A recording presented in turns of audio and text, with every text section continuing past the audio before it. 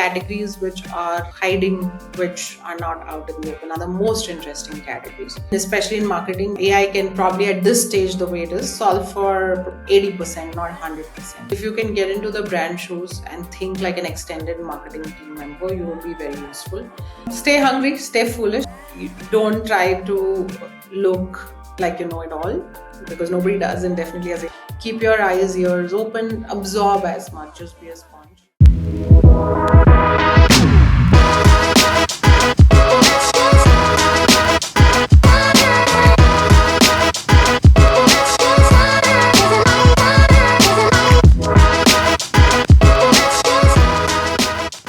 Hey there, welcome to Marketing Mavericks with Indiefolio. Today we have Smita Murarka with us, who is the Consumer P&L Head of Brand and Business at Orange Health Labs.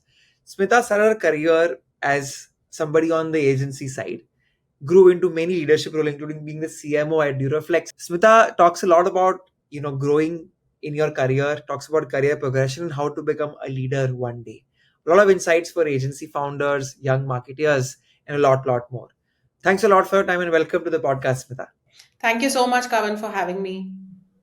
Finally, we do this, I think, after a lot of planning. But let me take you back to, I believe, early 2000s, when I think you were figuring out, I'm assuming, what to do, and you chose marketing.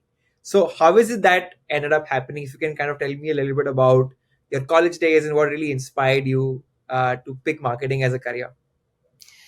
Yeah, see, honestly, when you look backwards, and I love what Steve Jobs says, you can't connect the dot looking forward, you can only do backward. So, of course, after a lot of experience, I can give a lot of gyan and, oh, wow, I planned this and etc. But none of it was planned. I'm somebody who really believes in the gut and also a little bit of foresight. Now that I've done so many sunrise industries at the start of before it really blew out of proportion, very different pathways. I really think looking at what the next 5-10 years would be like for yourself and the business that you're in, that's something that I do. And perhaps marketing was one of that, where I was trying to figure out, and this was like I passed out of my MBA in 2004, which was just the onset of IT. I was in Bangalore, and this is really where IT boomed, and all my classmates were getting fat paychecks in IT. And I just didn't feel like that was something that was my calling at all.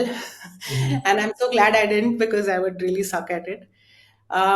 So, in fact, I took up a job which was the least paying job. It was the least paying job in the entire placement. But I was very interested to work in advertising, really understand. And it was one of the veterans at that time, Mr. Sridhar, who I wanted to work under. And that's how I took up my first job in Brandcom. Yeah, so I kind of mix a little bit of what I really want to do, what I think I'll enjoy doing, checking it out and see how good I'm at it, and then continuing or choosing another path. And what I've never feared is really choosing something else again and again and again. So yeah. Fantastic. I think so many people don't do this, especially when they're young. I think whatever the placement committee gives me, I'll take that. Whatever whoever replies to me, I'll take that. Whoever says yes to me, I'll work under them. And I think I'm so glad to hear that you actually bothered to see who will I work with, what do I really like, or at least try to validate what you really like. Talking about that, right? I think you mentioned you started off in advertising. Young people, I have observed, think marketing is advertising. They think it's making ads, it's making working with celebrities, doing shoots, etc. And then they realize it's a much deeper topic. It's so much more strategic. As per you, is marketing for the creative brain or is it more for the analytical brain?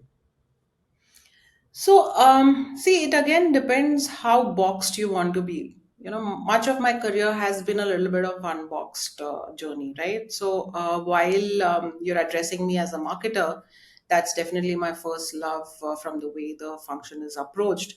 But constantly in every stint, I've done a plus one role, a business role, even in my very early years. So I really think marketing is a field where you can connect with the consumer, where you can talk to the consumer in the language they would like to hear, they understand, and they can connect back. That's really what marketing is. But it's not only a part of it, right? Now, of course, you can choose within that which part you want to be, which is most exciting to you, whether it's part of being part of an agency, being part of creative, or today we have a plethora of options in digital, or you want to be a bit of jack of all trades, master of one at least. So that's what I was. And that's something that I enjoyed doing, looking at it more from a consumer lens than a particular part of marketing.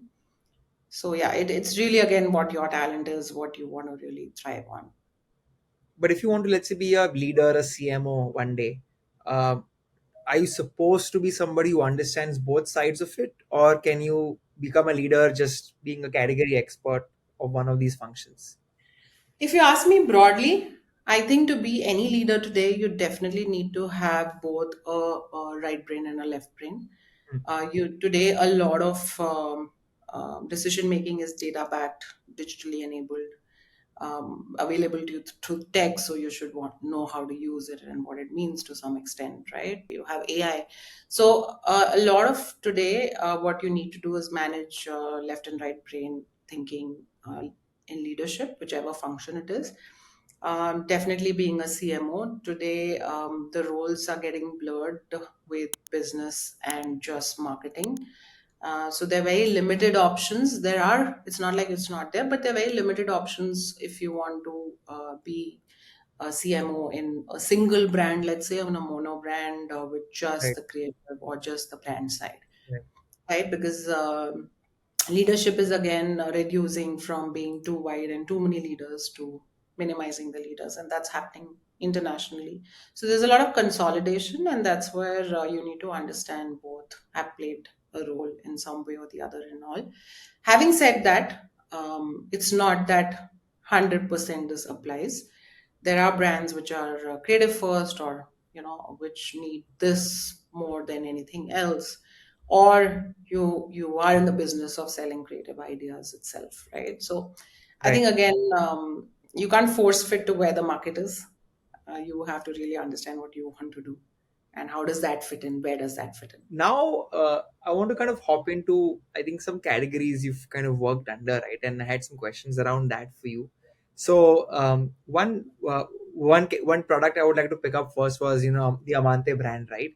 And I think generally there seems to be a lot of challenges marketing, something which traditionally could be considered taboo. In fact, Hmm. we are a network of design and video experts, and we often hear from brands, and we've experienced that even doing a photo shoot sometimes becomes a little bit hard. If it's a last minute photo shoot, people don't say yes. So from some small challenges like that to convincing somebody to kind of come in and do an ad, go to a store and build the entire experience can be probably harder than a conventional CPG category. So Yeah. firstly, is that true? And secondly, if let's say I'm a marketer in a category like that, could be personal hygiene, could be sexual wellness, could be many things.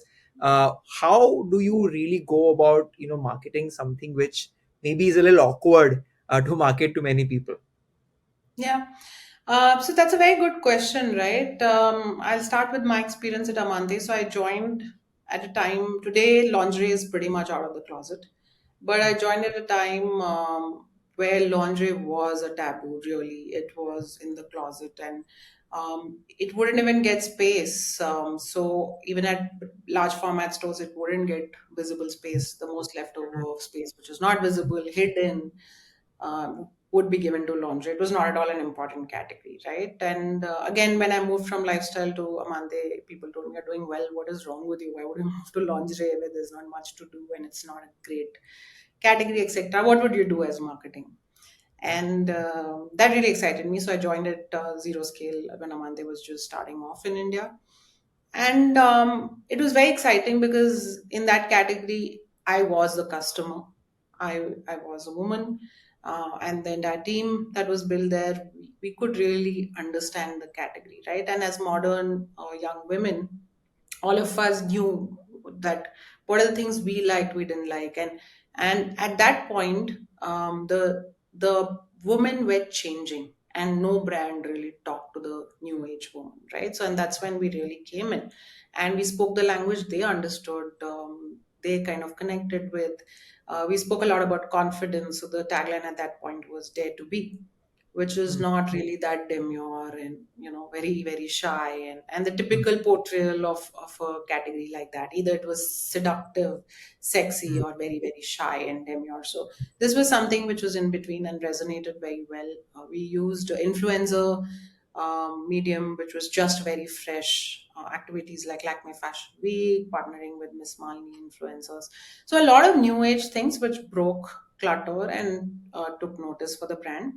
And the advice would be, categories which are hiding, which are not out in the open, are the most interesting categories, because you really need to understand who's buying you and talk to that consumer. You need to ignore the noise of anybody else, because these categories have a very, very clear, specific consumer set, which is actually makes your focus so much easier as a marketer. And if mm. you just do that one-on-one connect, the rest of it is noise, right? And if you really decode what this consumer wants and aspires, and what they think, what they talk, and today with social media, it's so much easier to connect, right? Right. Things are easier, I would like to believe, and that's why you see a lot of Indian brands coming up with in new categories, and it's very exciting in that sense. So yeah. You spoke about, I think, empathizing with a particular category and able to learn very fast with it. Um, that's a good segue to actually learn a little bit about your experience of learning in Duroflex, right? I think what happens when you join a legacy brand, at least what I've heard from some clients, is हमने सब किया है, is what the usual thing is कि अरे we've done this is also done, that is also done. And sometimes understanding the legacy of a particular brand is hard. So maybe you could take the example of Duroflex, but generally because you've moved across categories so much, right? What's your framework to learn about a particular category? If you could kind of share that. Yeah, sure. So, see, there are two parts to it. One is learning about the product and the category itself. I do believe that today marketing or any business cannot be superficial on the product knowledge. Today, marketing is mostly about the product you're offering, right? Mm, And how you connect that. So, I think really understanding the product very well. In Duroflex case, it was really understanding the manufacturing process, what's so special about it, and really liking it and loving it as a differentiated product, or mm, adding value to it to make it differentiated enough, right? So that's one part of it. The other part is, if you're coming into the category, the benefit also is for the team who's already there, that you're coming in completely raw, like a consumer.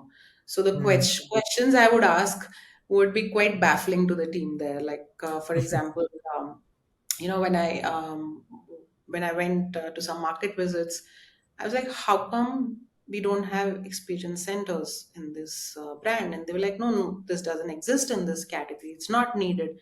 I said, but I wouldn't walk in if it was an experience center which is from the brand.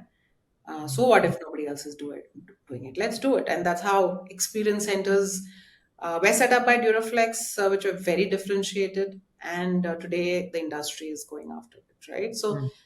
but of course, on the other side, you need that resonance, that respect, and which I got, the kind of acknowledgement that yes, there's some experience and there's some logic to what's being told, and let's try it out. So I think that's a benefit also from an employer perspective on somebody who's not from the category. Actually, when I hire, I try and take people not from the category for marketing role, for other roles, at least many of them not from the category, right? Because Right. otherwise there's just too many biases. If you want to break the clutter, if you want to do something different and you spend a long time in the category, then you probably wouldn't be able to. So that is the positive side that comes from being from a very different mindset. Got it. Got it. I want to now jump into the last part of our podcast, right, which is asking you some personal opinions about some aspects. Like, I think AI is all the chatter today, and as a young marketer, it's a little depressing because all the traditional advice people give may not be applied anymore. Elon Musk just did a podcast with Nikhil Kamath, and he's saying work won't exist, for example, or roles will become one. Departments like 100-member departments or a 10-member marketing department become one. So people are really confused what will work. And at the same time, you see reports taken out by these consulting companies saying 95% of the projects are actually not creating any productivity. So everybody's like really confused. So I wanted to ask you, if you were to just simply state an underrated thing about AI and an overrated thing about AI, I think that'll be just very helpful to the listeners. Yeah, I think firstly, any new trend, technology, new way of doing thing, firstly has excitement. Secondly, has a lot of sadness that oh, it's not as good, right? So I think that trend, even in digital marketing, was there when it came. You really don't know what it meant. I remember we used to cut cake on Facebook, 1 million likes. Who does that today, right? So it just evolves, and you have to see what the writing on the wall is, what the moonshot trend is going to be. And by somebody like Elon Musk, it's a moonshot statement, but that's the direction, right? You'll not land on the moon perhaps with it, but somewhere in between, and that's a direction that people need to rally upon. AI took 20 years to come to this version that we've got. It's not like it happened in the last 1 or 2 years, right? So Right. 20 years back, somebody said, "Oh, AI is going to be big." Nobody knew what it meant, and then it took 20 years to even be consumable.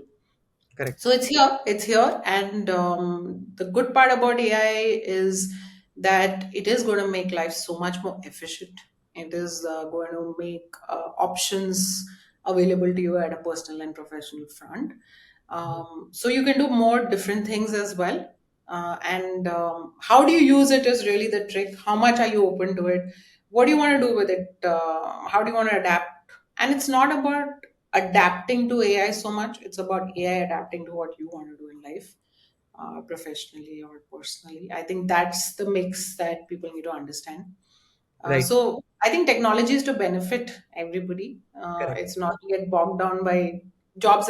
This job might not be there anymore that you anybody is doing, but then there might be other jobs, or then my life might come a full circle. You might just go back to farming and agriculture, which is not too bad. So yeah, we'll see how it plays out. But different way. We're entering a different generation of work culture for sure. Right. But if you can maybe highlight within marketing, what are you the most excited about, and what do you think is underrated, and what do you think is a little overrated? Just so people know where I can learn and what aspects I should learn about AI and marketing. Yeah, I think the whole thinking process, doing simple tasks in copywriting, design, what you needed, small tasks, right? Like what you needed to brief somebody, wait for two Right. days, all that you can do it yourself. So it's making you a lot. PPTs, for example, they're very cumbersome. Right. To create a slide and all. I think that's something that save time. You don't need Right. team members, assistants, that whole thing. So it'll save you time. So that is definitely underrated. People have not unlocked the benefit of doing that faster. What is overrated is it is going to replace having critical roles, in especially in marketing, because AI can probably at this stage, the way it is, solve for 80%, not 100%, right? You Mm. you do Mm. need a check on AI. I'm sure you've seen a lot of those memes and videos and statics about how somebody had 6 fingers and five. Of course, all that will evolve, but then it needs a hat from a real human too. So I think in that sense, marketing probably is one division which might not have 100% replacement, because it's a consumer connect. Unless the consumer becomes a robot, I don't think marketing as a function can be 100% replaced. 100%. I think somebody needs to check the AI's homework, and I think Yeah. that's something which people will continue to do at the end of the day. Um, um, Now about team building, I'd like to ask you something. So I feel you must have had a lot of freshers, young marketers in your career. If I'm somebody young, I don't really have a skill I can be very proud of, and I obviously don't have a lot of experience and context. So what do you look for young people while hiring them and putting them in your team? Yeah, I think some basic, depending on the role, some basic education which fits with the role, right? Some basic education. If the role is okay with the fresher approach, then great. Otherwise, some basic experience. But for me, it is extremely important to have passion. Um, I'm somebody who can't work with a team member who thinks it's just another job, Mhm. especially in marketing roles. They need to be extremely driven and passionate for that brand, whatever part of the puzzle they're solving for, but they need to be extremely passionate. They need to be extremely transparent and eager to learn, and attitude, right? Average at that age, young age being average, but having these three actually would take that person much further than just having a pedigree or just having education, but not having right attitude. So I think these three elements is very critical to me, with some basic education for a youngster, and of course, the right experience for a more experienced person. Makes sense. Makes sense. So at Indiefolio we represent a lot of video and design experts, and these are agency owners, these are freelancers, and the kind of companies you worked at. I think a lot of them would aspire to work with them. Um, but I think over time there's been a lot of tiff between I think agencies and brands, and I think over time there's been an opinion that I think both parties have pushbacks around each other. Initially they used to say there was a golden age of advertising where brands used to agencies used to partner with brands, and then agencies say that, yeah, that time we used to like do four things in a year and you used to spend a week in explaining me the brief. Today the brief is I want it now, so how do I do it? So there's a constant tiff. So, I just wanted to kind of, to sum up all this, I wanted to ask you, in your experience so far, what really is the difference between a good agency versus a great agency? So again, if you can stop thinking that you are an agency and the other person's a brand, right? I think you should blur that divide yourself. You should not take up the brand's role just for the monetary bit of it, but like really want to again make that difference. It sounds a little preachy, but honestly it's just that if you can get into the brand shoes and think like an extended marketing team member, you will be very useful. The problem today is agencies probably think they're the last mile execution and will do as much asked, and more of a process that needs to be done. Mm, And the brand people also think that this is just a team that is there to deliver what I ask for. So I mm, think that mutual respect somewhere needs to be there, which unfortunately, it's kind of missing in both sides compared to earlier. But that is also a lot many more reasons. It's not an isolated reason. So I think just basic mutual respect, as a brand having respect for agency partners, and as an agency also being passionate about the brand enough. This simple thing is half the job done, because a lot of talent is out there, right? So half the battles won't happen, and that you mentioned, if it's just this one thing that can be solved for. yeah, And At the end of it, there's also a little bit of long term benefit. So today, a lot of work is happening, short projects, freelancing. There's really no long term benefit that, as brand members, we are able to unlock out of just flirting with talent, right? So I think to be able to build a relationship with an agency, which was the earlier way of doing it, is important too. So to at least have uh, one or a couple of partners which are there for you long term goes a long way. 100%. I feel somewhere, I could be wrong with my opinion here, but I think somewhere digital marketing is to be blamed for this. And I feel why, because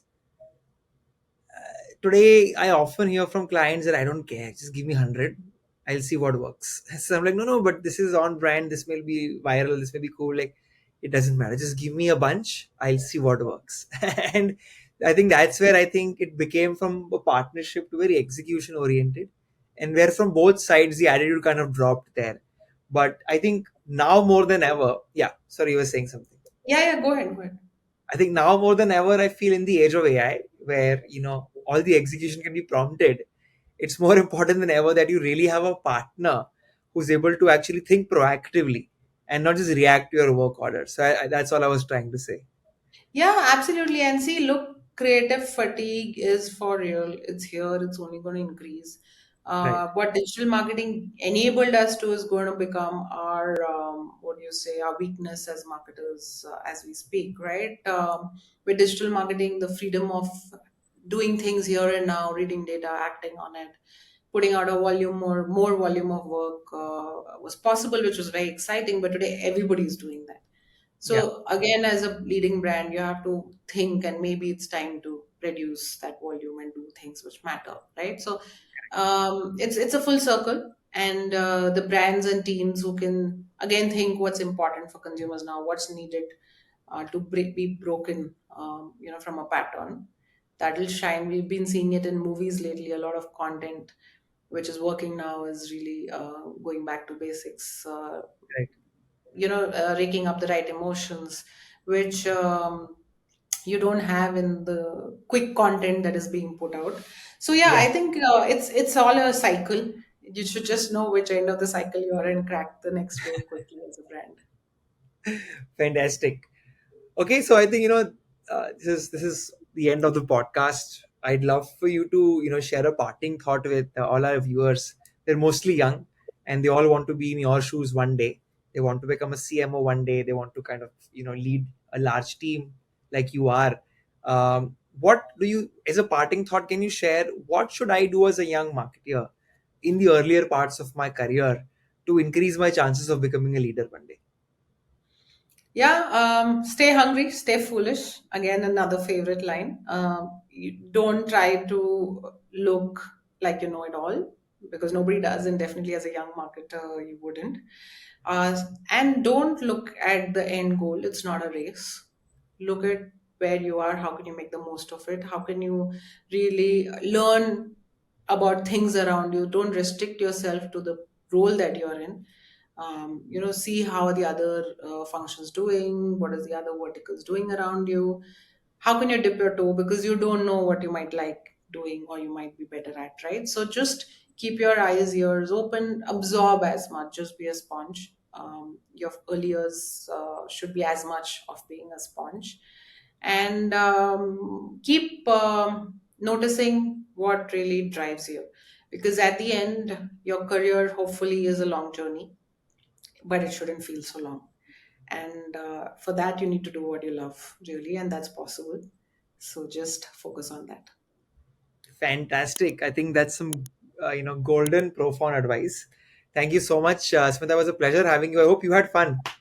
Yes, I had a lot of fun. It's always good to be on a podcast talking to youngsters. So it's great to connect with youngsters. Thank you so much for the opportunity. Really enjoyed it. It was a pleasure.